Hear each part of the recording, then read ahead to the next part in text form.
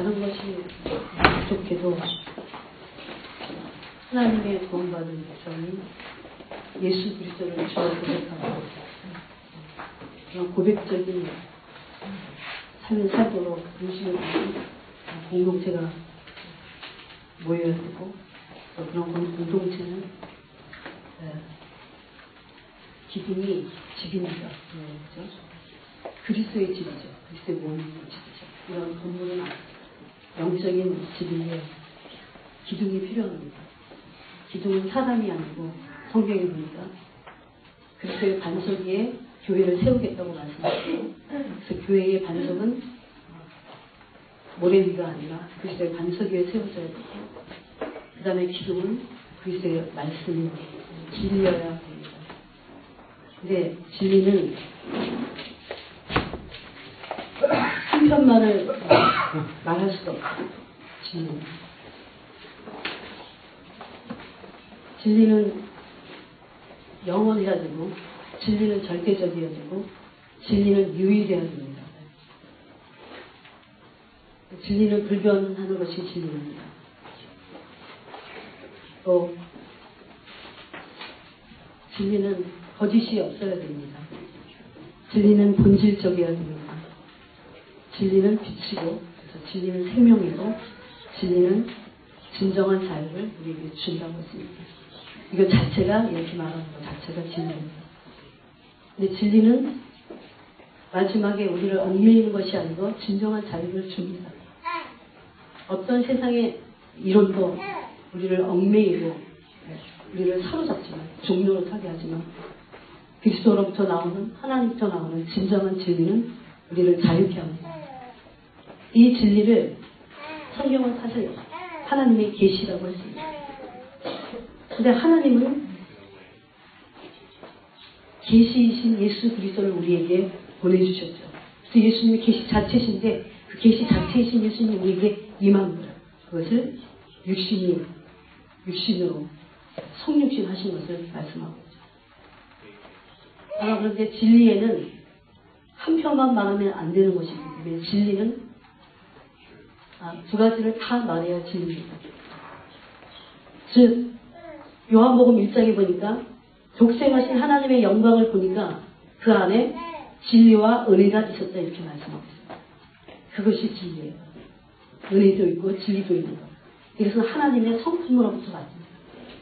즉 모든 것은 진리는 아까 제가 본질적이라는 것이라고 했기 때문에 본질은 하나님의 성품을 말합니다. 하나님이 어떤 분이신지를 말해요. 그러니까 진리는 하나님을 드러낸 거예요. 그래서 계시라고 합니다. 하나님은 하나님이시기 때문에 하나님이 우리에게 보여주셔야 보여지는 거예요. 하나님. 우리가 아무리 보려고 난리를 부려도 안 보여주시면 못 보는 게 계시입니다. 하나님 자체. 근데 하나님은 사실 그 일을 하셨어요. 예수님을 이 땅에 보내주심으로 계시 자체이신 예수님을 우리에게 주셔서 우리가 예수님을 보면 하나님을 알 수 있고 볼 수 있습니다. 빌립이 예수님과 함께 있을 때 이렇게 말했습니다. 이제는 아버지를 보여주십시오. 빌립아 내가 이렇게 오래 너희와 함께 있었는데 나를 본 자는 아버지를 보았거늘 어찌하여 아버지를 보여달라고 하십니까? 예수님은 하나님이셨어요. 하나님으로 이 땅에 오셔서 예수님으로 이름을 사시면서 사실은 하나님 자신을 보여주신 거예요. 근데 사람들이 이렇게 말합니다. 예수님은 구원자라고. 그게 다 통하는 것입니다. 하나님은 예수님으로 이 땅에 왜 오셨을까요? 우리를 구원하기 위하신 것입니다. 근데 하나님의 이 성품 안에는 영원히 우리가 이 갭을 따라잡을 수 없는 엄청난 사랑이 그 안에 있습니다. 여러분 때로 하나님의 사랑이 우리의 기도를 막고 있다는 것 같아요. 우리가 기도해도 어떤 때는 하나님이 우리를 사랑하시기 때문에 그 기도를 참아 들으실 수 없고 지연시키시고 때를 기다리시는 것이 바로 하나님의 사랑이에요. 그래서 철이 들면 예수님 아멘이에요. 처음에 어린아이일 때는 엄마한테 부모한테 막 때렸습니다. 무조건 달라요. 그것이 자기에게 좋다고 자기가 생각합니다. 그렇지 않습니다. 하나님 우리에게 좋은 것만 주십니다. 오늘 정말 놀라운데요. 이게 아주 하나님 좋으신 하나님 정말 좋으신 분. 여러분이 정말 진리 앞에 온전히 서 있다면 하나님이 얼마나 좋으신 분인지 점점 여러분 생애 속에서 알아가요. 그것을 안다는 것은 희구리적인 사고로는 경험하는 것입니다. 저는 이것을 믿습니다. 내 하나님이 이 계시로 자신을 보여주셨을 때 하나님은 어떤 분이셨어요? 하나님은 본체가 사랑이고 형상이 사랑으로 완전히 충만하신 분이십니다. 그런데 이 하나님의 사랑 안에는 제가 경험해보니까 또 성경을 파서 보니까 두 가지가 있습니다. 하나님의 사랑을 한편에서는 인자라고 하고 또 하나님의 사랑 안에는 인자만 있지 않고 어미가 있다고 말씀하고 있습니다. 한번 로마서를 로마서 8장인데 조금 더 펴보겠습니다. 로마서 11장 그 말씀이 있을까요? 이것이 은혜만 얘기해서 강조하는 것이 아니고 또 어미만 얘기하면 안 됩니다. 인자와 어미를 함께 동시에 하나님이 가지고 계심을 우리가 알아야 그것이 진정한 하나님을 알게 되는 것이고 그것이 계시고 그것이 진리라는 거예요. 11장 22절을 함께 읽도록 하겠습니다. 시작. 그러므로 하나님이 인자하심과 어미하심을 보라. 넘어지는 자들에게는 어미하심이 있으니 너희가 만일 하나님의 인자하심에 머물러 있으면 그 인자가 너희에게 있으리라. 그렇지 않으면 너도 찍히마 되리라. 여기는 지금 하나님의 인자하심이 얼마나 놀라운지를 말하고 있으면서도 동시에 하나님의 어미하심이 어떤 것인지를 말하고 있습니다. 여러분 온전한 자식이라면 부모의 뜻 가운데 진정한 사랑 안에 있는 부모의 부모의 뜻 그것을 알 수 있습니다. 그래서 인자와 이 어미의 균형이 있어야 돼요. 여러분 이 인자를 저버리면 뭐가 따라옵니까? 여러분 성경대로 만약에 우리가 살면서 하나님의 인자하신 사랑을 저버렸어요. 저버릴 수 있습니까? 없습니까? 있습니다. 만약에 하나님의 인자하심을 저버렸어요. 그럼 뭐가 따라올까요? 하나님의 어미가 따라옵니다. 이걸 제가 가지고 있는 번역 성경에는 준엄함 이렇게 우리가 그 하나님의 엄청나신 사랑 그것을 내가 저버렸어요. 준엄한 심판이다. 그래서 우리는 이 두 가지를 함께 동시에 알아야 돼요. 그런데 이런 것이 있습니다. 진정으로 인자를 알았다면 하나님을 망각하고 배신할 수 있어요. 우리는 사실 엄밀히 따지면 둘 다를 온전히 알지 못합니다. 이것을 불가하려면 영으로 인자를 알아야 됩니다. 하나님의 이 속성에서 나오는 인자가 어떤 것인지 내 영으로 알아야 돼요. 그것이 계시입니다. 또 영으로 하나님의 그 진엄하심이 어떤 것인지 알아야 돼요. 그것이 어미입니다. 하나님의 어미하심. 여러분 만약에 여기 지금 하나님의 인자하신 사랑이 폭풍과 같은 사랑이 여기 완전히 우리 심령 안에 강타됩니다. 우리 다 울수가 가슴에서 아무리 강박한 사람도 가슴이 자꾸 울렁울렁거려요. 내가 왜 이러지? 내가 왜 자꾸 눈물이 나오지? 그것은 하나님의 인자하신 사랑이 내 굳은 심령, 쓴뿌리로 얼룩진 회복되지 못한 상처로 깊은 우리 심령을 만지시기 시작할 때 그런 일이 일어납니다. 오늘 이 시간에 하나님의 사랑으로 만지심을 받으시기 바랍니다. 예. 그 다음에 만약에 여기 하나님의 어미하신 준엄하심이 영으로 풀어지면 우리는 이렇게 앉아있을 수가 없습니다. 무릎을 꿇고 이 의자에서 내려와서 그분 앞에 벌벌 떴어요. 그것이 하나님의 거룩하심으로부터 나옵니다.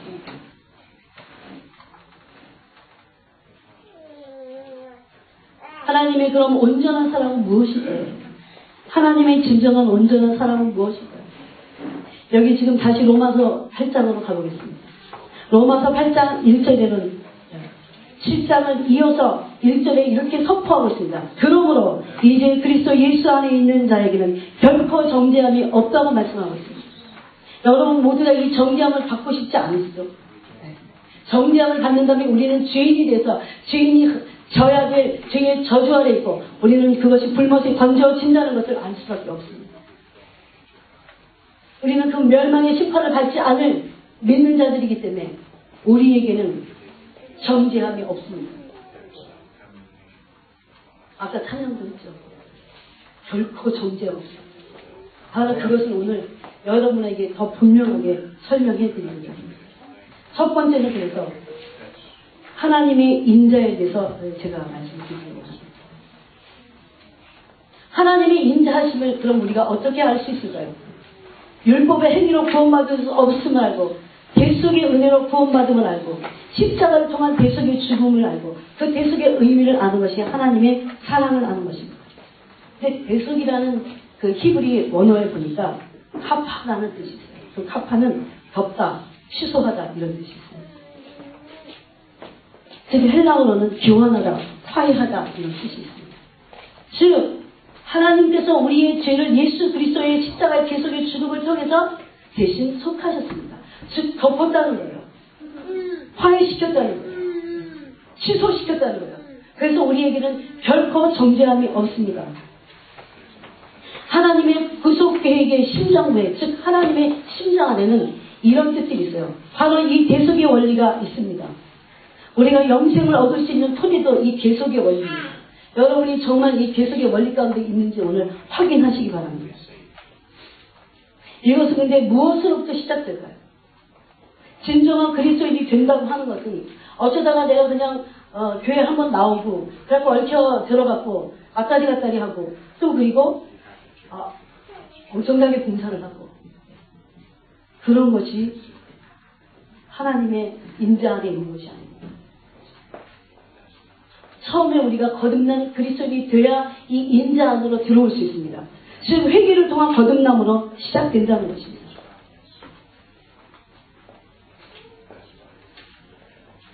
여러분 진정으로 거듭남이 무엇일까요? 하나님은 우리를 하나님의 사랑 안에 두기를 원하십니다. 은혜 안에 두기를 원하세요. 이것이 거듭난 모든 자들에게 임한다는 거예요. 여러분 진정으로 거듭나야 합니다. 내가 혼으로 내 생각으로 거듭났겠지라고 생각하는 것 말고 저는 그렇다고 구원합니다. 성경에 보니까 그러면 진정으로 거듭나는 것에 대해서 뭐라고 말씀하냐면 요한복음에 보니까 물과 성령으로 거듭나지 않으면 하나님 나라에 들어갈 수 없다고 말씀하십니다. 여기서의 물은 무엇일까요? 물은 세례를 의미합니다. 물은 씻음을 의미합니다. 물은 회개를 의미합니다. 세례는 여러분 세례의 의미가 뭔지 아시고 세례를 받으셨어요? 세례는 죽음을 의미합니다. 나의 옛 자아가 이제 예수 그리스도를 믿음으로 내가 죽었다는 것입니다. 펄펄 죄성이 계속해서 살아있을 수 없습니다. 그 죄성이라고 하는 것은 그거예요. 바로 인간성. 내 이음이라고 하는 이 인간성이 나의 죄성입니다. 내 인간성이 죄성입니다. 그 다음에 씻었다고 하는 것은 예수 그리스도의 보혈로 씻어짐을 말합니다. 회개라고 하는 것은 허물과 죄로 죽은 내가 도저히 불가능하다고는 죄의 내가 구원의 불가능을 깨닫고 하나님께 나오는 것입니다. 여러분 이것이 어떻게 가능할까요? 허물과 죄로 죽은 우리가 어떻게 그것을 깨달을 수 있을까요? 여러분 한번 생각해요. 여러분 깨달으셨어요? 진짜? 그것이 영으로 와닿았어요? 이것이 계시라고 했어요. 계시로 물과 성령으로 거듭나는 것이 무엇인지 되게 이해하는 거예요. 즉 이것은 이런 거예요.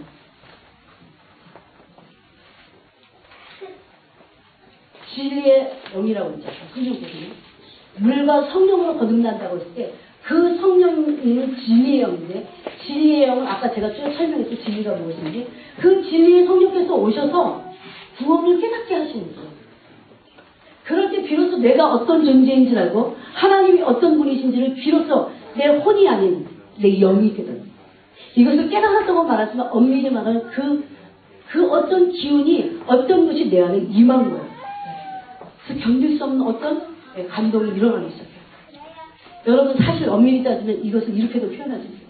갑자기 허물과 죄로 죽은 아무것도 모르는 나에게 하나님의 엄청난 사랑이 내게 부어진 거예요. 그러니까 감동이 일어납니다. 제가 어떤 자매하고 이따가 이제 여기 동영상이 그 자매가 정말 술을 잘 먹는 자매가 어린데 요즘도 그렇잖아요. 여러분이 오늘 이 말씀을 정말 잘 들으셨으면 좋겠습니다. 제가 생각하기에 오늘 시간이 되면 저는 끝낼 겁니다. 시간이 제한적인 것이기 때문에 이것이 어쩌면 다음 주까지 해야 될지 모르겠어요. 왜냐하면 하나님의 인자만 말아야 될지 모르겠어요. 그 다음에 이제 하나님의 어미를 마셔야 되잖아요. 왜냐면 이게 진리인 거예요. 그 자매가 세상 속에서 전도를 받았어요. 전도 받았다고 그래가지고 금방 막 그리스도인이 갑자기 됐어요. 제가 무조건 오라고 그래요. 오기만 해요. 오기만 해요.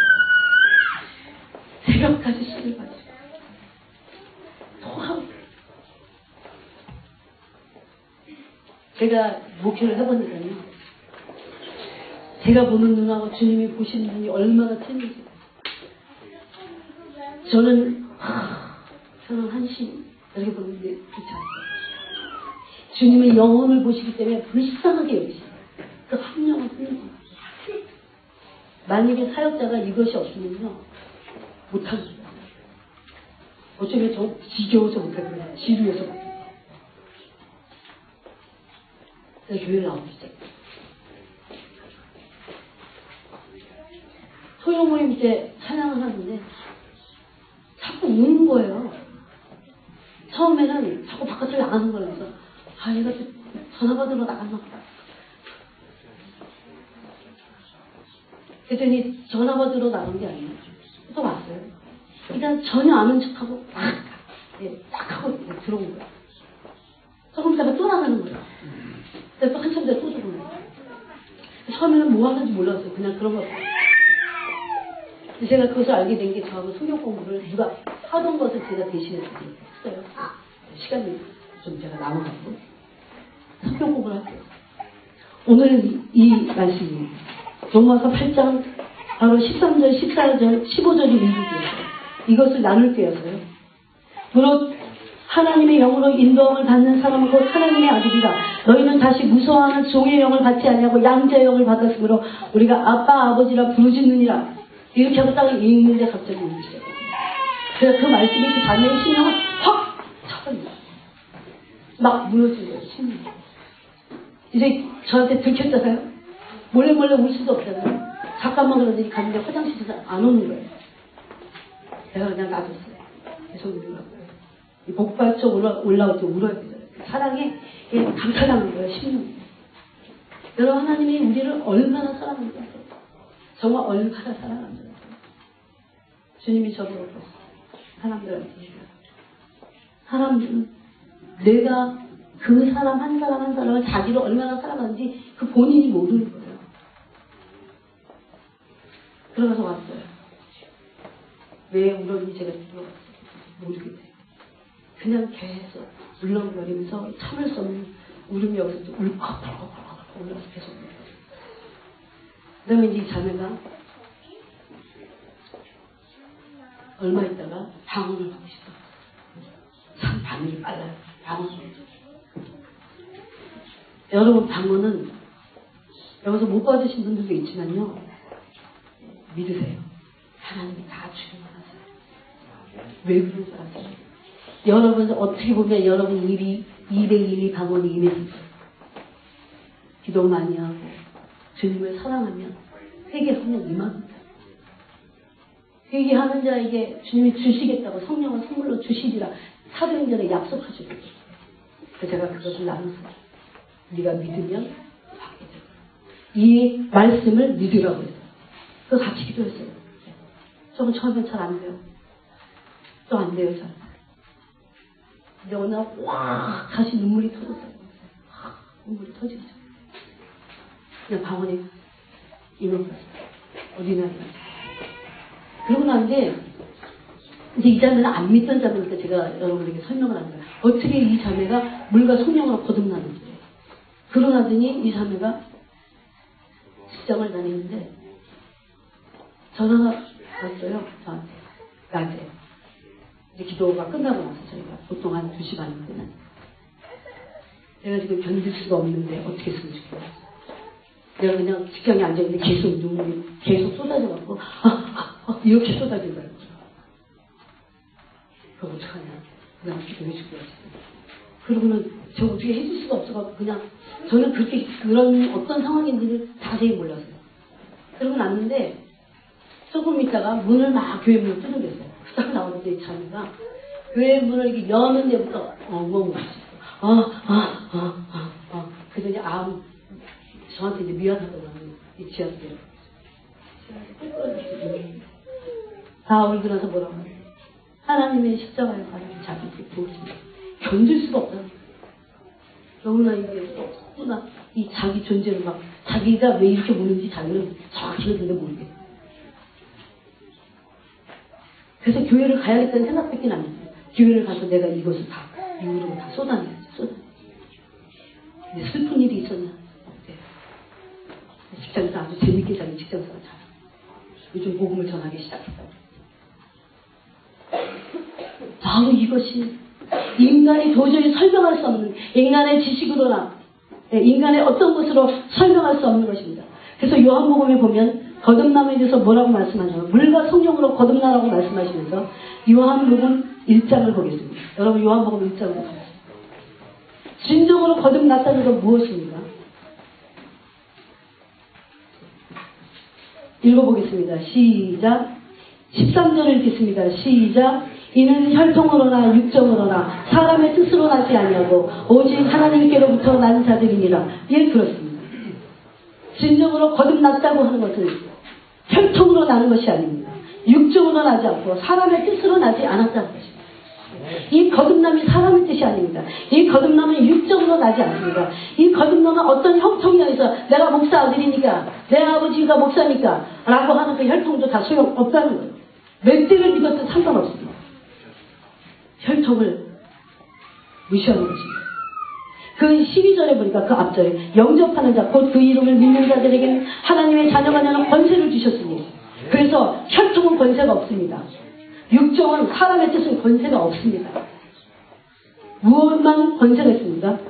물과 성령으로 진정으로 거듭난 하나님의 자녀들에게 진정으로 거듭난 하나님의 자녀들에게만 권세가 있습니다. 여기 그렇게 기록되어 있죠. 그 이름을 믿는 자들에게는 하나님의 자녀가 되는 권세를 주셨습니다. 이것을 믿으시기 바랍니다. 여러분들이 믿는 게 왜 중요하냐면요. 아이고 내가 믿어보니까 별 권세 없던데. 이렇게 하면 계속 가야 되는 권세가 없습니다. 근데 이 사실을 분명하게 믿는 것이 내게 권세를 가져옵니다. 나는 그리고 믿음으로 그 다음부터 선포하기 시작합니다. 여기 보니까 기도를 많이 한 사람이 권세를 가지고 있다고 말하지 않습니다. 10년 지나가야 그 권세를 사용할 수 있다고 말하지 않습니다. 혈통은 권세가 아니에요. 그래서 우리가 생각하는 사람의 뜻, 그 권세들, 권위들, 명예들은 권세가 아니라는 거예요. 그것은 진정한 권세가 사실 아닙니다. 하늘로부터 온 것입니다. 그래서 이것은 하나님의 뜻으로 난 것입니다. 반대로 사람의 뜻으로 난 것이 아니라고 했습니다. 즉 그렇다면 무엇으로 났을까요? 성령으로 났습니다. 성령으로 났습니다. 그것이 바로 요한복음 3장 5절입니다. 이것을 베드로전서 1장 23절에 보니까 이렇게 설명하고 있습니다. 여러분이 적으셨다가 집에 가서 좀 보시기 바랍니다. 베드로전서 1장 3절에 보니까 우리 주 예수 그리스도의 아버지 하나님을 찬송하리로다. 그의 많으신 긍휼대로 이것이 하나님의 인자예요. 그 긍휼대로 예수 그리스도를 죽은 자 가운데서 부활하게 하심으로 말미암아 우리를 거듭나게 하사 산 소망이 있게 하시옵니다.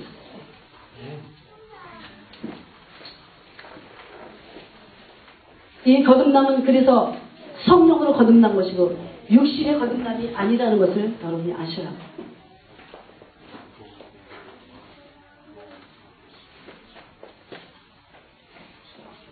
그 다음에 아까 제가 그 거듭남에 있어서 죄에 대해서 자각하는 것을 얘기했어요. 왜냐하면 회개해야 성령이 임하시기 때문에 그 순간 내가 어떤 존재라는 것을 본질적인 나의 자아를 깨닫는 것입니다. 인간이 하나님 앞에서 구제 불능한 죄인임을 알고 하나님 앞에서의 죄의식을 느끼는 것입니다. 사람 대 사람으로는 별로 죄인이 않습니다. 그래서 시시비비를 가지고 비난하고 비판하고 그래서 계속 분열이 분쟁이 일어나는 겁니다. 그것은 하나님 앞에 가서 모든 분쟁과 비난이 다 스톱하게 됩니다. 주께서 이제 가까이 강림하실 때가 됐습니다. 너희 형제들을 비난하지 말라 이렇게 말씀하고 있습니다. 왜 그러냐면 영원한 심판자 되시는 예수 그리스도께서 그때는 모든 어둠에 감추었던 일들을 다 한순간에 다 드러내신 것이다. 그래서 진정으로 거듭났다고 하는 것은 성령으로 거듭난 것입니다. 이것을 다른 성경에는 말씀으로 거듭났다 이렇게 되어 있습니다. 그래서 물과 성령으로 거듭난 자는 하나님을 알게 됐어요. 하나님이 어떤 분인지를 알게 되있어요. 여러분, 제가 여러분 이런 부분에서 말씀드렸지만, 그래서 구원이라는 것은 죄로부터의 구원입니다. 그것이 바로 예수님의 이름 안에서 예수 그리스도라고 하는 것은, 예수라고 하는 그 나사렛 예수가 이런 남자가, 이런 보통 남자 같은 그 남자 그분이 그리스도라는 것입니다. 하나님이 보내신 그리스도라는 것입니다. 백성을 구원할 자로, 죄에서 구원할 자로. 그래서 구원이라고 하는 것은 죄로부터의 구원이지 다른 것으로부터 구원이 아닙니다. 여러분, 예를 들어서 우리는 구제해야 합니다. 교회는 반드시 구제해야 합니다.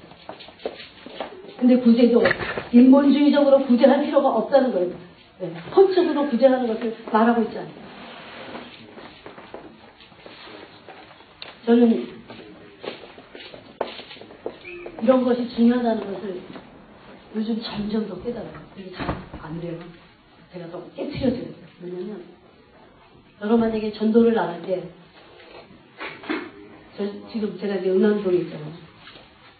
제가 하루는 쓰레기 버리는, 쓰레기 가져가는 아줌마, 그 박스 챙기는 그런 분이 있어요. 근데 그분들이 한 달에 막 200만 원 번다고 그러시더라고요.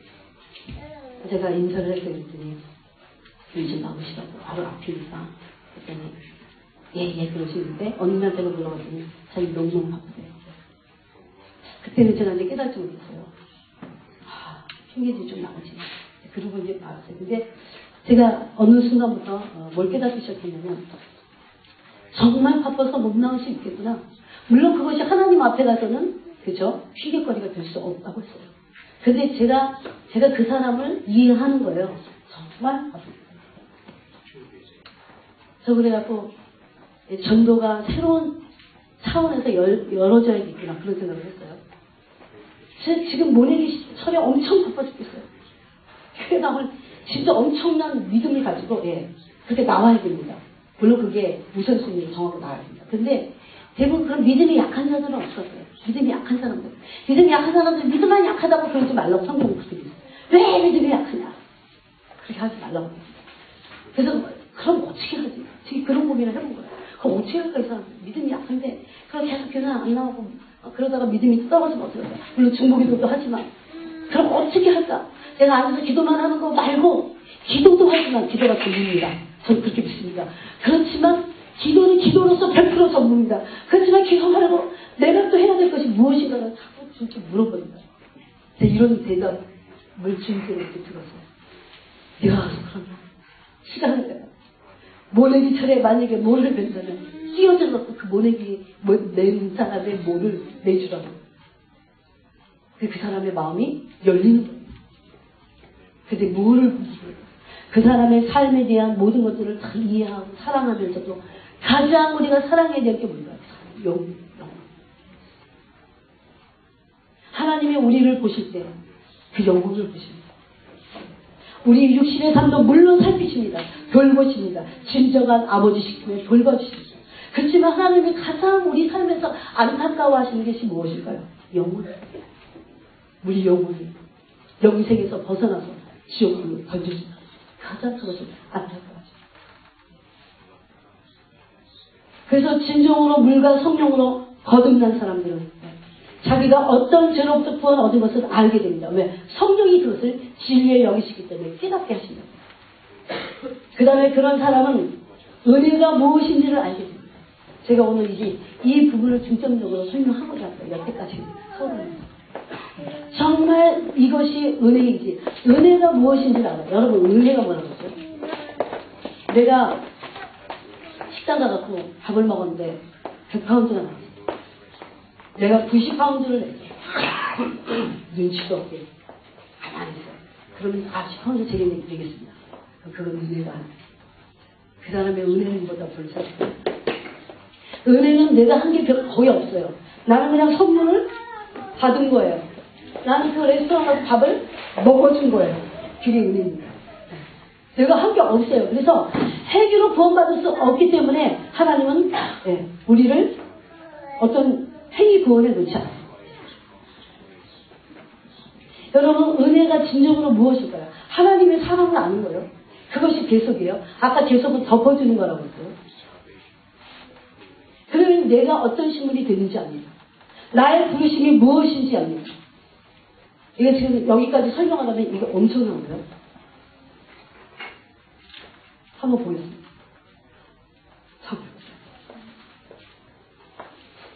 여러분 이제 눈을 뜨고 있는 것이에요. 이게 바로 은혜예요. 보세요. 예수 그리스도께서 가운데 우리를 위해서 아까 그 대속 제물이 되셨다고 했어요. 즉 대속 제물은 이 도표는 제가 그린 게 아니에요. 물론 현이가 했어요. 이거는 롤랜드 벅이라고 하는 목사님이 가브리엘 천사를 만나자라는 책을 썼어요. 근데 그 책을 보면 이분은 20여 년간을 시골에서 목회합니다. 그냥 정말 순수하게 목회를 합니다. 정말 순수하게. 그런데 어느 날 여러분 가브리엘 천사의 직임도 많아요. 천사는 직임에 의해서 이름이 정해집니다. 그렇죠? 근데 여러분 미카엘 천사는 어떤 천사예요? 여러분 아마 아는 적이 있어요. 미카엘 천사는 어떤 천사예요? 전쟁을 하는 천사잖아요. 천사도 전쟁을 치릅니다. 영적 전쟁을. 왜? 그게 다니엘서에 나옵니다. 그러면 가브리엘 천사는 언제 나왔어요? 네? 예수님의 수태고지를 알려주고, 그죠? 네. 그래서 좋은 소식을 전해줍니다. 그게 바로 가브리엘 천사예요. 근데 이 롤랜드 벅 목사님에게 가브리엘 천사가 27번이나 방문합니다. 그것도 가브리엘 천사는 천사 중에서도 큰 천사예요, 사실. 여러분 그게 우리 식으로 생각해서 잘난 척하는 천사 같은 게 아니고 그릇이 크다는 거예요. 직임상 큰 거라는 거예요. 예. 그때 천사가 제일 처음 와서 한 얘기가 이거예요. 제가 이 대속의 은혜를 깨달으면서 저는 제 속에서 제일 많이 몸부림쳤던 것이 뭐냐면 도대체 내가 은혜로 구원을 받았지만 내가 또 죄를 질 때는 도대체 내가 어떻게 해야 되냐. 이런 문제들이 정말 저에게 너무나 절실했어요. 그래서 기도를 하면서 이 도표를 내가 찾아내요. 할렐루야. 너무 기뻤어요. 이게 바로 하나님의 은혜예요. 여러분 그래서 아까 제가 제일 처음에 아무에게나 이 대속의 은혜가 주어지지 않는다고 말씀드렸습니다. 이것은 진정으로 거듭난 자. 진정으로 거듭났다고 하는 것은 물과 성령으로 거듭나서 하나님이 어떤 분이신지를 알게 된 사람에게 이 대속의 은혜가 임하는데 이 은혜는 그야말로 내가 한 게 없는 그 은혜고 난 받아들이기만 하면 돼요. 이 은혜를 보세요. 가운데 빨간 것은 대속 제물 대신 예수 그리스도십니다. 이것이 대속이라고 해요. 대신 속했어요. 뭘 대신 속해줬어요? 죄를. 그렇죠. 그래서 하나님은 예수 그리스도를 통해서 우리를 보십니다. 그래서 위에를 보세요. 거룩 위로 하나님의 관점을 보십니다. 마치 바꾼 것 같아요. 하나님이 우리를 보실 때 죄가 많고 흠이 많고 패배감이 있고 그런 존재를 보나요? 그렇지 않습니다. 예수 그리스도의 대속을 통해서 우리를 보시기 때문에 우리는 거룩한 존재입니다. 진정으로 거듭난 자는 흠이 없습니다. 진정으로 거듭난 자는 완전함을 가지고 있다고 성경은 말합니다. 제가 그 성경을 찾아봅니다. 근데 사람의 관점이 내 관점에서 볼 때는 나는 대속의 제물 대신 예수 그리스도의 대속을 통과하지 않고 내가 나를 보기 때문에 내가 남을 보기 때문에 우리는 서로 어떻게 볼까요? 내가 나를 볼 때도 나는 죄가 많습니다. 내가 나를 볼 때도 흠이 많습니다. 내가 나를 볼 때 나는 패배감에 쩌든 존재. 그렇게 나를 본다. 우리 저 일본 자매에게 이것이 설명해 줬으면 좋겠어요. 저는 정말 죄 때문에 굉장히 방황을 많이 했어요. 어떻게 하면 내가 이 죄에서 해결을 받을 수 있을까? 매일 짓는 내 죄의 본성을 본 거예요. 너무 괴로운 거예요. 내가 그러지 막아야지. 그건 안 돼. 그런 거 있어요. 그 성경은 그렇게 말해요. 이렇게 범죄한 너희들이 하나님의 나라를 유업으로 받을 수 없고 벌받을 수밖에 없다는 것을 너희가 안다. 그런데 너희가 그런 사람들을 너희도 똑같은 일을 행하면서 너희들을 비판하고 있다. 이렇게 말씀합니다. 그래서 그런 비판을 멈추라고. 진정으로 거듭난 그리스도인들은 서로 그래서 거룩한 존재로 흠없는 존재로 완전한 존재로 봐야 된다. 이것이 롤랜드 벅 목사님이 가브리엘 천사를 통해서 방문받을 때 하나님께서 제일 처음에 말씀하신 이것은 내 심장에 있는 것입니다. 내가 수많은 그리스도인들에게 알려주고 싶은 것입니다. 쓸데없이 너무나 많은 죄책 가운데 살았습니다. 너무나 많은 패배감 가운데 있는 나의 자녀들에게 내가 예수 그리스도의 제속의 제거를 통해서 그 피 흘리심을 통해서 내가 너희를 보고 있다는 것을 알려주기 원한다고 그렇게 말씀하셨어요. 내가 진정으로 거듭나고 은혜 안에 있는 것을 성령께서 내 안에서 증거하신다고 오늘 로마서 8장은 말씀합니다. 또 그리고 이런 진정한 거듭난 자들이 이 은혜가 무엇인지를 영으로 깨닫게 된다는 거예요. 그것은 무엇입니까? 로마서에 보니까 영원 전부터 시작된 갚을 수 없는 하나님의 은혜, 그것을 안다. 이런 사람은 단순히 구원에만 머물러 있어요. 막 되지도 않는 행위를 하지 않았습니다. 마음에서 진정으로 하나님에게 대한 엄청난 이 은혜를 받은 존재가 하나님께 뭔가 해드리고 싶은 거예요. 여러분 진짜 은혜를 받으면 누구에게 은혜를 받아요? 내가 정말 적어도 그 은혜에 대해서 진정성을 가지고 있다면 어떻게 할까? 은혜를 갚고자. 내가 온전해지면 온전해질수록 나는 정직하게 은혜를 갚고자. 어떻게 하든지 조금이라도 갚아보겠다 라고 하는 마음을 갖게 된다는 거죠. 여러분 우리의 문제가 뭘까요? 문제는 죄를 온전히 깨닫는 것을 하나님이 정말 싫어하실까요? 우리에게 문제는 죄책감입니다. 원수에게 맨날 시달리면서 죄책감에 시달리고 눌리고 원수에게 송사받고 그래서 계속해서 필요 이상으로 억압된 심정 속에서 수많은 시간들을 살아간답니다. 근데 두 번째로 그 천사의 방문을 받았을 때 두 번째로 주님이 또 한 장면을 이 롤랜드 벙 목사님에게 보여주셨어요. 그것이 뭐냐면 이런 거예요. 이 롤랜드 벙 목사님 안에도 이런 문제가 있어요. 여러분 사람이 직접적으로 하나님을 대항해서 이렇게 손가락질 하지 않습니다. 그죠? 진짜 정말 안 믿고 아주 못된 사람 빼놓고 근데 한국에는 안 해요. 그 사람들 안 해요. 그러기 전에 그렇지 않은데 우리의 대다수의 문제는 뭐냐면 이웃과의 문제입니다. 다 이웃과의 문제예요. 근데 이 이웃과의 문제에서 항상 사랑으로 행하지 못하고 미워하고 질투하고 시기하고 경쟁하고 하면서 오는 수많은 어둠의 제약들을 인간은 담고 있어요. 그래서 항상 문제라는 거예요.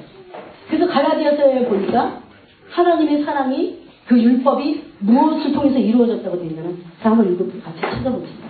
갈라디아서 보겠습니다. 여러분 오늘 설교를 잘 따라서 잡아서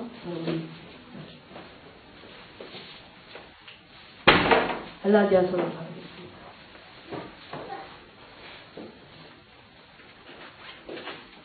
갈라디아서 5장 14절을 다 함께 읽겠습니다. 이것이 우리에게 문제입니다. 이것은 성령께서 친히 가브리엘 천사를 통해서 말씀하셨던 중에 하나에서 저는 믿습니다. 14절 읽겠습니다. 5장 14절 시작. 온 율법은 내 이웃 사랑하기를 내 자신같이 하라 하신 한 말씀에서 이루어졌나니 예. 우리는 어떤 사람들은 보통 일반적으로 하나님을 사랑합니다. 왜? 하나님은 절대 자신하는 것을 내 의지도 알기 때문입니다. 감정적으로도 그것을 받아들이려고 합니다. 그래서 하나님을 사랑하고자 하는 마음은 조금이라도 있습니다. 그렇지만 진정으로 하나님을 사랑하지 않기 때문에 진정으로 이웃사랑이 잘 되지 않는 것, 다 무너지는 것이 여기 나는 거예요. 온 율법이라고 되어 있습니다. 여러분 온 율법은 두 가지를 말합니다. 두 가지 강령을 말합니다. 모세로부터 주어진 것입니다. 이것이 구약에도 있고 신약에도 있습니다. 첫 번째는 목숨을 다하고 뜻을 다하고 힘을 다하여 주 너의 하나님을 사랑하라. 여러분 이 사랑이 어떻게 가능하죠? 진정으로 성령으로 거듭난 자는 하나님을 사랑할 수밖에 없습니다. 여러분 한번 생각해 보세요. 나는 정말 내 중심에서 우러나와서 하나님을 사랑하고 거듭난 자들을 사랑합니다. 그것이 의무가 불어 진실 흘려오지 않습니다. 내가 그것이 화장실에 있든 내가 무엇을 하든지 하나님을 사랑하는 마음에서 중심을 향하고자 하는 그 열망이 쉬었다가도 생겨납니다. 그런데 문제는 진정으로 하나님을 사랑하는 법을 우리가 깨닫지 못하고 계속해서 이 믿음 가운데 있지 않기 때문에 온 율법이 두 번째는 뭡니까? 내 이웃 사랑하기를 내 자신과 같이 하라고 하신 이 말씀 앞에서 다 이루어졌다는 거예요. 즉 이루어졌다는 것은 뭡니까? 우리가 그것을 보면 이 율법을 말씀을 내가 잘 지키고 있는지 아닌지를 알 수 있다는 거예요. 여러분 제가 지난 시간에도 말씀드렸습니다. 모든 인류는 이 이기적이고 독선적이고 자기 중심적이고 인본적이고 혼적인 이런 사고 때문에 모든 인류는 무너집니다. 여러분 독재 정권이 왜 나왔습니까? 이기적이기 때문에 나왔습니다. 인본주의적입니다. 인간이 중심입니다. 근데 중심에서 누가 중심입니까? 내가 중심입니다. 인간은 다 자기가 중심이 되어 있습니다. 이것이 죄의 본성으로부터 나온 것이다. 이 본성은 이웃사랑을 거스립니다. 여러분, 그래서 인본주의자들은 아가페적인 사랑을 할 수가 없습니다. 진정으로 거듭나지 않은 인본주의자들은 하나님을 경외할 수 없습니다. 발을 뺍니다. 빼가지고.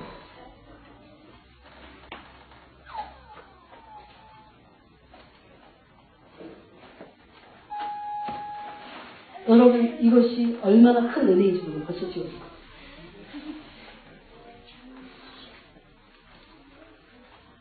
에베소서 2장 1절에 보니까 허물과 죄로 죽은 우리 영이 거룩한 하나님의 영이 회개하는 영이 내 영이 임했을 때 내 의지가 완전히 그리스도에게 구원의 그 진정한 구원을 깨닫고 그분에게 굴복하는 거죠. 여러분, 그럴 때 성령으로 거듭나는 순간 내 안에 어떤 역사가 일어나요? 성령이 세례로 임하십니다. 그래서 그걸 성령 세례라고 합니다. 성령 세례를 통해서 성령님이 내 안에 내주하십니다. 그래서 성령의 내주라고 합니다. 그 다음에 수많은 사람들이 성령의 내주 상태에만 있지만 그 다음에는 진정으로 거듭나고 구원받은 자는 성령의 충만함으로 들어가고자 합니다. 왜 그러냐면요, 성령을 경험하게 돼요. 성령이 어떤 분인 것을 알기 때문에. 물론 놓칠 수도 있다고 말씀하셨습니다.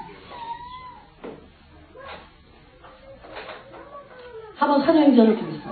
제가 시간이 될 때까지만 한다고 했습니다. 사도행전 2장 38절을 같이 읽겠습니다. 그런 근거가 되는 성경들을 한번 찾아보도록 하겠습니다. 같이 읽겠습니다. 시작.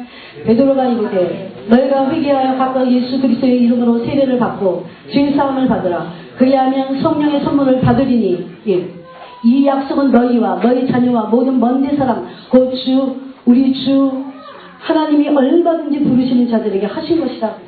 여기에는 학벌도 어떤 외모도 어떤 지식도 어떤 명예도 아무것도 경제력도 다 필요 없습니다. 그 사람이 진정으로 중요한 것은 그래서 영혼이 거듭났냐라고 하는 것입니다. 그 다음에 사도행전 3장 19절을 또 읽어보겠습니다. 시작. 그러므로 너희가 회개하고 돌이켜 너희 죄 없이 함을 받으라. 이같이 하면 새롭게 되는 날이 주 앞으로 더 이를 것이요. 옛날 성경에 보니까 유쾌하게 되는 날이 이르겠다고 해요. 그죠? 유쾌하게 됩니다. 여러분 유쾌하고 싶으시죠? 네? 기뻐하고 싶으시죠? 여러분, 수많은 현대인들이 기쁨이 없습니다. 왜 그러냐면 진정한 죄에서 해방받은 것을 모르기 때문에. 계속 죄에 종살이하고 매여있어요. 마귀는 계속해서 종로로 하기를 원합니다. 또 읽겠습니다. 사도행전 5장 31절. 점층적으로 말씀합니다. 사도행전 5장 31절을 같이 읽겠습니다. 시작. 이스라엘에게 회개함과 죄사함을 주시려고 그를 오른손으로 높이사 임금과 구주로 삼으셨느니라. 우리가 진정으로 물과 성령으로 거듭난 자들은 회개하고 되고 죄사함을 얻습니다. 이게 바로 피로 씻음받는 거죠. 제가 이제 다음 주에는 이것을 나누어야 돼요. 여러분, 두 가지가 있습니다. 씻음도. 하나는 피로 씻는 것이고 예수님이 세족식 때 그 세족식 하나만 주신 말씀이에요. 사실 거기에 굉장한 비밀이 있어요. 그 두 번째 씻음은 물로 씻는 것입니다. 그때 베드로가 그럽니다. 내 온몸을 씻어주시옵소서 했더니 목욕한 자는 발만 씻으면 됩니다. 그것이 바로 물로 씻음을 받은 거예요. 그래서 우리는 이미 온몸이 예수 그리스도의 피로 정결케 돼서 이런 상태가 됐다는 거예요. 이것을 정말 믿으셔야 돼요. 내가 죄를 져도 믿으셔야 돼요. 제가 그렇게 고통스러웠던 게 바로 이런 겁니다. 나는 도대체 죄를 졌을 때 또 어떻게 해야 되나. 계속해서 죄책도 아니에요. 필요 이상으로 중압감이 나를 짓누르고 있어요. 그리고 사역도 할 수 없이 저를 그렇게 짓누르고 있어요. 그것이 아니라는 것을 성경에서 밝히 깨닫게 하죠. 여러분, 그런데 진정으로 거듭난 사람은 5장 32절, 오늘 여러분이 조금 아까 읽으셨던 대로 이렇게 한다는 거예요. 죄사함을 주시려고 예수님을 오른손으로 높이사 임금과 구주로 삼으셨다. 여러분, 많은 사람들이 예수님을 구주로는 믿지만 임금으로 섬기지는 않는다는 사실을 아셔야 합니다. 임금이란 무엇일까요? 예수 그리스도께서 실질적으로 나의 주인이 되셨다는 거예요. 이제 왕권이 그에게로 넘어간 거예요. 나는 나의 주인이 아니고 나는 나에게 왕노릇 할 수 없습니다. 내가 나의 왕노릇 한다는 것은 주에게 종노릇 한다는 것을 반대로 표현하는 것입니다.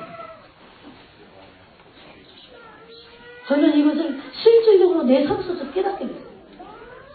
정말 내가 거듭났다면 내가 내 마음대로 사는 것은 종로로 사는 것이구나. 계속해서 종로로 사기를 원하는 것입니다. 여러분 진정으로 거듭난 자는 성령으로 살게 됐습니다. 오늘 읽은 말씀이 그것입니다. 다시 돌아가 보겠습니다. 8장을 보겠습니다. 다시 로마서 8장. 그렇기 때문에 진정으로 거듭난 자들에게는 이렇게 정죄함이 없는 것입니다. 예, 계속 죄책감 속에 시달리지 마시기를 바랍니다. 하나님이 아버지가 진정으로 죄를 깨닫는 건 필요합니다. 그렇지만 죄책감에 시달리는 건 정말 많지 않습니다. 그래서 죄로 인해서 패배감이 옵니다. 죄로 인해서 흠이 잡힙니다. 우리 신령이. 여러분이 혹시 죄를 졌다 할지라도 우리는 패배감이나 어떤 죄책감에 시달릴 필요가 없다는 거예요. 하나님이 어쩌시고 우리 같은 우리 인생에 우리를 어디를 믿으시고 세상에 그렇게 죄성으로 가득해서 날마다 죄를 물먹듯이 먹기를 원하시는 인생들에게 이런 은총을 주셨을까? 저는 처음이 믿어지지가 않아요. 여러분 굉장히 율법적인 가정에서 태어난 사람들은 이걸 잘 못 믿어요. 맨날 잠깐 맞고 있는 거예요. 그래서 어떻게 하면 잘 보여야 되지? 그런 식으로 신앙생활도 합니다. 아닙니다. 또 반대는 너무 늘어져갖고 그 교육을 받은 사람들은 기준이 없어요. 여러분 율법은 지키라고 준 겁니다. 율법은 하나님의 의의 기준입니다. 나쁜 게 아니에요. 율법의 행위로는 부어놓는다. 놀라운 말씀이 옵니다. 또 보겠습니다. 2절. 진정으로 구원받은 자는 그럼 어떻게 살아야 됩니까? 2절을 보니까 이는 정죄함이 없는 이들에게 이는 그리스도 예수 안에 생명의 성령의 법이 죄와 사망의 법에서 너를 해방하였습니다. 실질적으로 해방받았다는 거죠. 뭐가 뭐를 해방합니까? 예수 그리스도께서 부활하심으로 말미암아 사망의 세력을 꺾으심으로 실질적으로 그 부활의 능력으로 이것이 생명의 성령의 법입니다. 내 안에 있던 사망의 죄와 사망의 법을 깨치려 버리셨다는 거예요. 그래서 근거가 있는 거예요. 이건 합법적인 것입니다. 내가 죄를 졌고 죄책감에 눌린 것은 무엇 때문일까요? 왜 이렇게 살지 못할까요? 당당하게 아버지 앞에 가서 나는 거룩한 존재로 흠없는 존재로 완전한 존재로 여기면서 왜 살지 못할까요? 계속 내 침울할까요? 이 사실을 믿지 않기 때문에. 그래서 믿음이 중요해요. 마귀는 그 다음부터 내가 죄를 질 때는요, 마귀는 내가 그 사실을 믿고 있는지 안 믿고 있는지 압니다. 그래서 믿음이 중요한 것입니다. 구원도 믿음으로 시작됐지만 신앙생활도 믿음으로 계속 진행해야 됩니다. 그래서 그렇게 한 자들에게 마귀가 믿는지 안 믿는지 알게 되면 그 다음부터 마귀는 불법으로 우리에게 거짓말합니다. 너 죄졌잖아. 죄진 것도 사실이야. 그죠? 이 차이를 아시겠어요? 이 차이를 아시겠어요? 아셔야 돼요. 또 우리의 문제는 뭡니까? 계속 원수는 우리에게 와서 송사합니다. 우리가 죄를 짓다. 너가 그딴 짓을 했나? 송사. 주님은 우리에게 그러시지 않습니다. 죄를 지적해 주세요. 그 죄의 지적은 이런 다른 옛날에 내가 허물과 죄로 죽었을 때의 죄의 지적하고 그런 마귀가 내게 죄책감을 주는 죄의 지적하고는 전혀 다른 차원의 죄의 지적입니다. 하나님께서 우리를 죄로 지적하실 때는 뭐 때문에 죄를 지적하실까요? 네? 거듭나고 구원 받고 나서도 죄의 지적을 받습니다. 성령으로. 왜 하실까요? 우리를 살리시죠. 우리를 더 친밀한 존재로 당신의 심장 안에 있는 사랑으로 이끄시는 거예요. 마귀는 우리에게 죄책감을 줘서 우리 영혼을 파괴시키고 화면으로 끌려고 지옥의 불로 끌려고 하지만 하나님은 틀리다. 여러분 이게 진짜 사랑입니다. 하나님이 진정한 사랑의 아버지신 것을 알아요. 어떤 아버지가 자식을 파멸로 이끌기를 원해요. 그렇죠. 때려도 그건 사랑입니다. 죄를 지적해줘도 사랑입니다. 이 사랑 앞에 사로잡히시기를 바랍니다. 네, 여러분을 넉넉히 내어 던지시기를 바랍니다. 그 다음에 우리의 문제는 또 무엇입니까? 끊임없이 죄를 짓게 된다는 거죠. 여러분 근데 놀라운 말씀. 진정으로 죄를 속함을 알고 내가 어떤 존재인지를 아는 사람은 은혜 아래 있고 그 은혜의 맛을 알기 때문에 그 은혜가 나를 더 이상 자꾸 죄를 습관적인 죄를 짓지 않도록 한다는 거죠. 여러분 반대로 죄책감을 가지고 있으면 율법이 와서 계속 송사하고 마귀가 율법을 통해서 나를 계속 죄로 몰고 갑니다. 너 죄인이잖아 이렇게 말합니다. 사람들로부터 그런 말도 듣습니다. 그렇게 우리는 완전히 무너져요. 살 소망이 없습니다. 죽고 싶습니다. 자괴감이 듭니다. 그런데 하나님은 어디 그렇게 하지 않아요. 그것은 죄 아래 있는 것이고 그것은 은혜 아래 있지 않고 율법 아래 있는 것입니다. 그래서 로마서에 보니까 너희가 율법 아래 있지 말라고 말씀하셨습니다. 한번 찾아보세요. 바로 그 6장에 있습니다. 6장 12절에 보니까 제가 읽겠습니다. 그러므로 너희는 죄가 너희 죽을 몸을 지배하지 못하게 하여 몸의 사역에 순종하지 말고 또한 너희 지체를 불의의 무기로 죄에게 주지 말고 오직 너희 자신을 죽은 자 가운데서 다시 살리시는 자같이 하나님께 드리며 너희 지체를 의의 무기로 하나님께 드리라고 해서 14절을 읽겠습니다. 같이 시작. 죄가 너희를 주장하지 못하리니 이는 너희가 법 아래 있지 아니하고 은혜 아래 있습니다. 예, 그렇습니다. 은혜 아래 있을 때는 우리는 진정한 그 은혜가 무엇인지 알게 됩니다. 어찌 나 같은 존재를 의롭다 하시고 흠없다 하시고 거룩하게 하셨습니다. 그것입니다. 여러분 그냥 의롭다 하신 칭의 정도가 아닌 것을 또 찾아보겠습니다. 5장을 가보겠습니다. 로마서 5장. 여러분 요새 로마서를 퀴즈를 하시나요? 5장을 보겠습니다. 5장 17절을 다 같이 큰 목소리로 함께 읽겠습니다. 시작.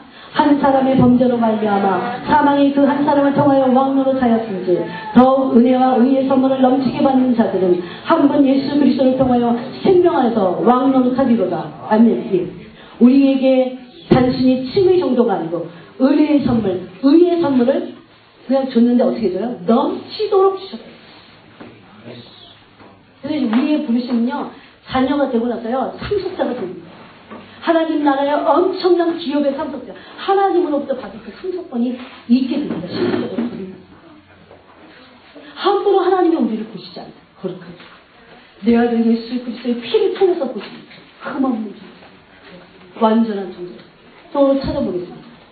여러분 시간이 좀 가지만 조금 더 찾아보고 끝납니다.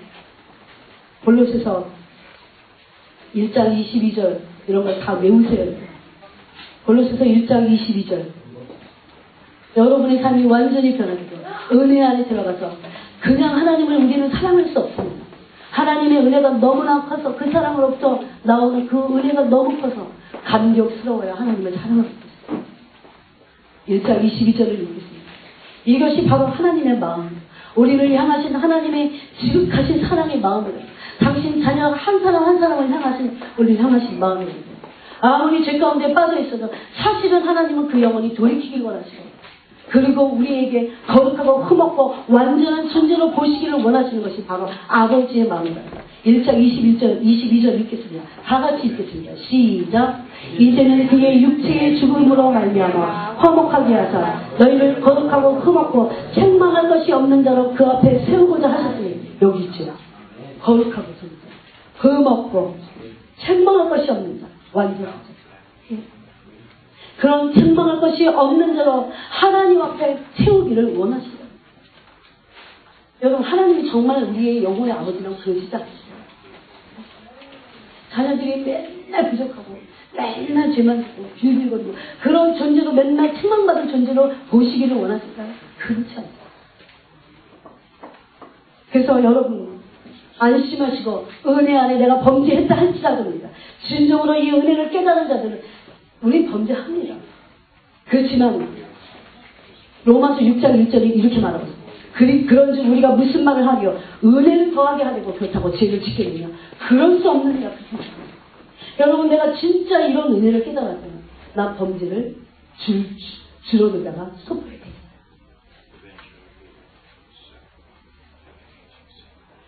이것이 죄 앞에 제가 시달리다가 깊이 깨달은 은혜입니다. 그래서 내가 죄를 지었을 경우에도 율법 아래 있어서 죄책감 앞에 여러분이 시달리지 마시기를 바랍니다. 마귀에게 선전포고를 하시기 바랍니다. 네. 여러분 만약에 이런 은혜를 모른다면 우리는 정죄함을 받게 되고 비판적인 사람이 됩니다. 남을 정죄하게 됩니다. 이것이 바로 율법적이라는 거예요. 율법적인 사람들은 자기 의로 가득한 사람이기 때문에 하나님으로부터 다시 정죄함을 받습니다. 네. 여러분 그렇게 사십시오. 그런데 로마서 2장 1절을 보자. 그러면서 자신도 그런 죄를 짓는다고 말합니다. 또 우리의 문제는 무엇일까요? 만약에 이런 은혜를 하나님의 진정한 은혜를 모르면 우리는 수많은 좌절감을 통한 질병, 좌절감과 패배감을 통한 질병 속에 사로잡힌다. 고통을 받게 돼 있잖아요. 제가 한번 이쪽을 좀 올리고. 저는 많은 신자들이 여전히 질병과 좌절감에 고통을 받는 이유가 그들이 예수님께서 그 모든 것을 완전히 담당하셨다는 것을 깨닫지 못하기 때문이라고 믿습니다. 이 믿는 것과 안 믿는 차이가 그렇게 틀려요. 그래서 계속 선포하시네요. 예수님께서 선포하라고 했을 때요. 거기는 완전 시제가 아니고 불완전 시제예요. 그래서 한 번 선포하고 안 된다. 그러시지 말고 계속 선포. 계속 선포. 뭘로? 믿음으로. 그게 무리를 걷도록 우리의 믿음을 확장시키기 위해서 하나님이 때로 어떻게 수업하실 때가 있잖아요. 그렇지만 이 말씀을 물릴 수는 없습니다. 하나님 거짓말하는 게 아니시기 때문에. 사단의 정죄로 인해 혹은 여전히 남아있는 자신의 죄나 연약함 때문에 그걸 내가 바라본다. 나도 나야. 우리는 예수님께서 이루신 것들을 종종 놓치게 됩니다. 때문에 우리는 이런 것들에서 벗어나기 위해 하나님께서 모든 것을 이루실 것이라는 사실을 계속해서 되새겨야 합니다.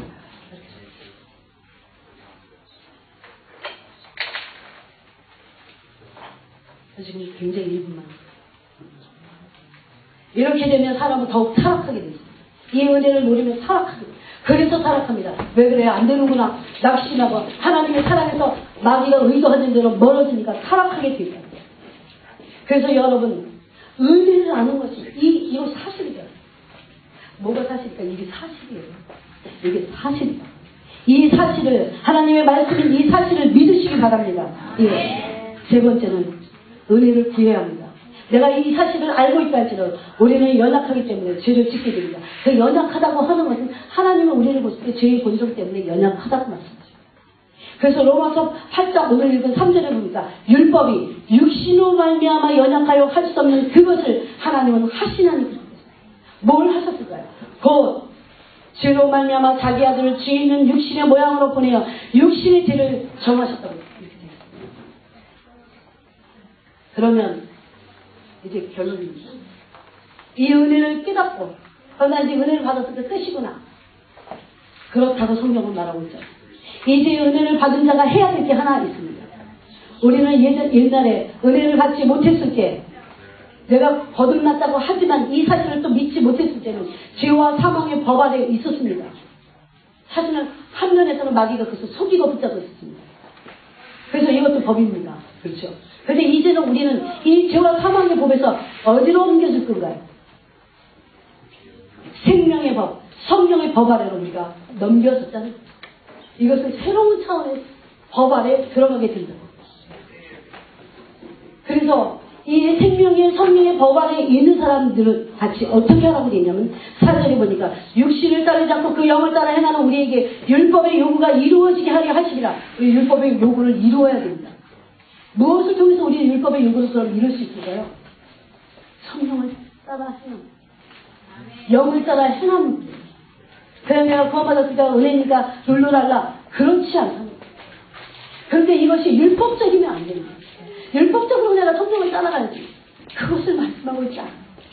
여러분에서 온 머리부터 발끝까지 예수 그리스도의 거듭남으로 말미암아 피로 예수 그리스도의 보혈로 씻기움을 받은 자는 어떤 심령 안으로 들어간 줄 아십니까? 그 다음이 어떻게 하면 죄를 짓지 않아요.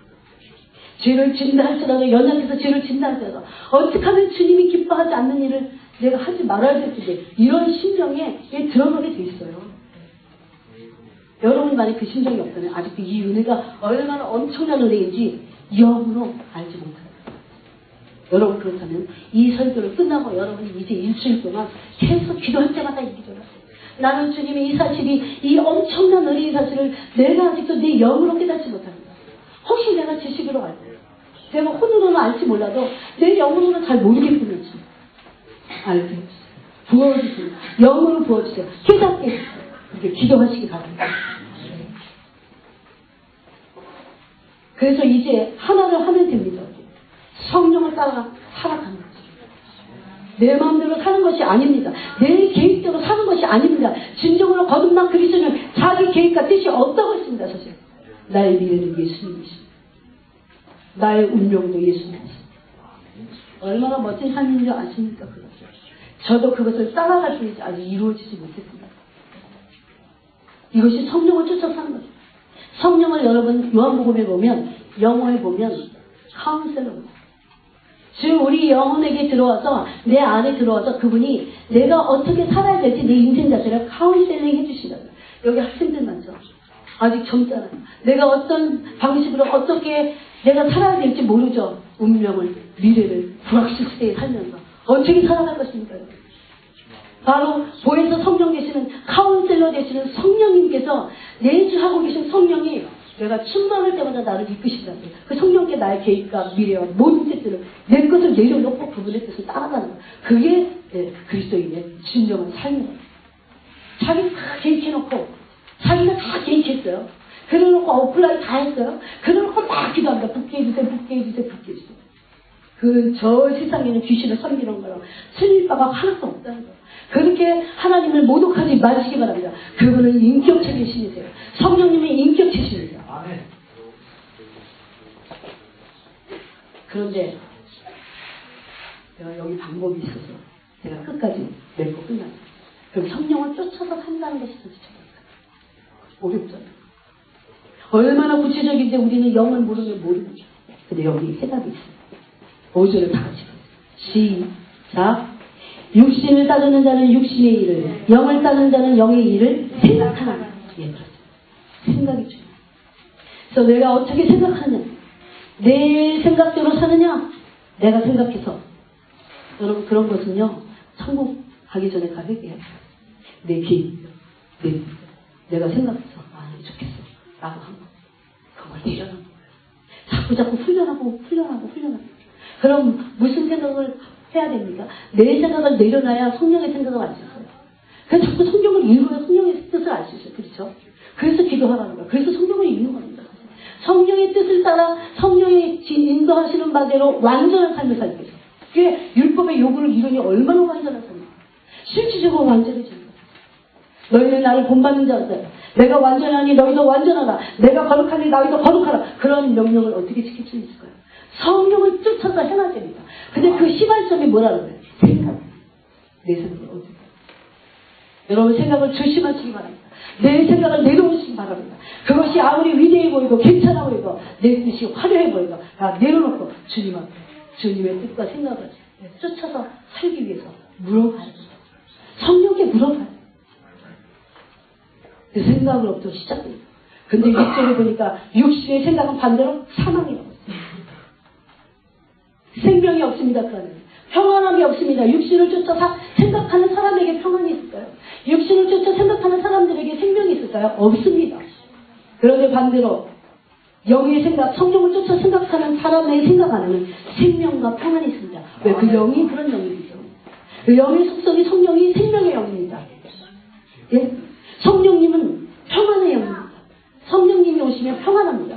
성령님의 뜻대로 살면 생명이 우리에게 충만해집니다. 자살하고 싶지 않습니다. 그러면서 7절에 보니까 육신의 생각은 하나님과 원수가 되나니 이는 하나님의 법에 굴복하지 아니할 뿐 아니라 그렇습니다. 내 죄성에서 나오는 내 생각은 하나님과 원수가 됩니다. 하나님의 말씀 앞에 굴복할 수 없습니다. 예. 여러분 속지 마시기 바랍니다.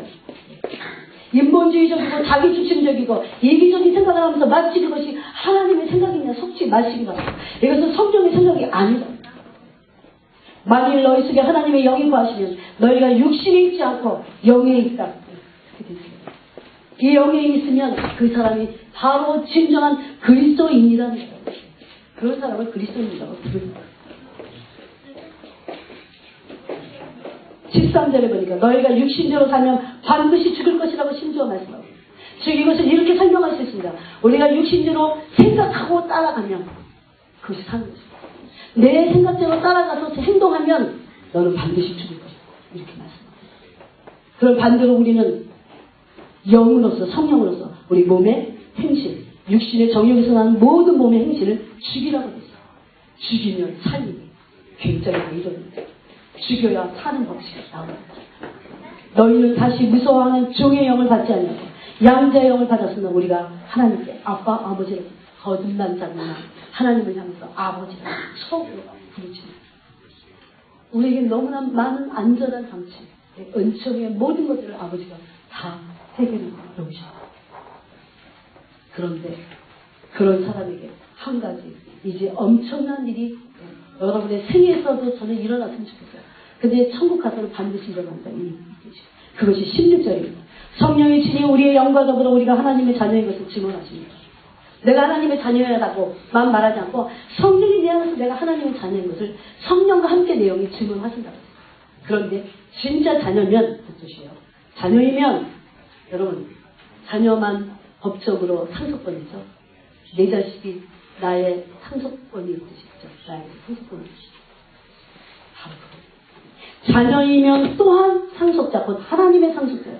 그리스도와 함께한 상속자니 우리가 그와 함께 영광을 받기 위해 고난도 함께 받아야 되죠.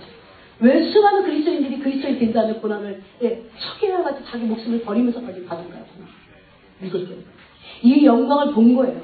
이 영광을 안 거예요. 지금 얼마나 많은 정치범 수용소에서 목숨을 잃어가면서 신앙을 진짜 지키는 게 있는 줄 아십니까? 바로 그들이에요. 이 영광을 안 거예요. 현재의 고난은 장차 우리에게 나타날 영광과 좋게 비교할 수도 없습니다. 시간상으로도 대비가 안 됩니다. 비례가 안 됩니다. 우리는 고작 살아봤자 여기서 80년 됩니다. 제 얘기가 아니라 성령입니다. 영원한 하나님입니다. 저 어렸을 때 그렇게 생각했어요. 너무나 영원해서 지루하지 않죠. 그것이 아니라는 것을 알고 영원한데 완전한 아버지의 사랑의 나라로 내가 가기 때문에 우리는 그런 존재로 원래 태어났어요. 이 늙으셔도 그렇게 돼 있는데 우리가 워낙 사단의 조종을 너무 많이 받아 우리 이렇게 나온 거죠. 하나님이 이게 아버지의 사랑이에요. 이 진정한 자녀를 만들고 나서 상속권을 우리에게 주십니다.